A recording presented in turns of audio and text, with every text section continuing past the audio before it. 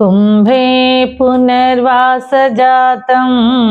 केरले चोळपट्टणे कौस्तुभासं दराधीशं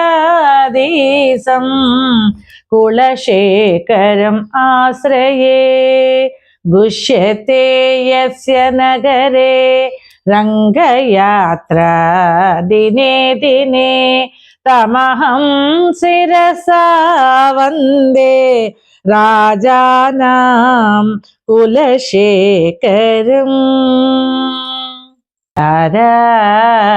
वार करवरसुता ते तनूजो विरिञ्चिः स्तोता वेद तव सुरगणो मृत्यवर्गः प्रसादमुक्तिर्माया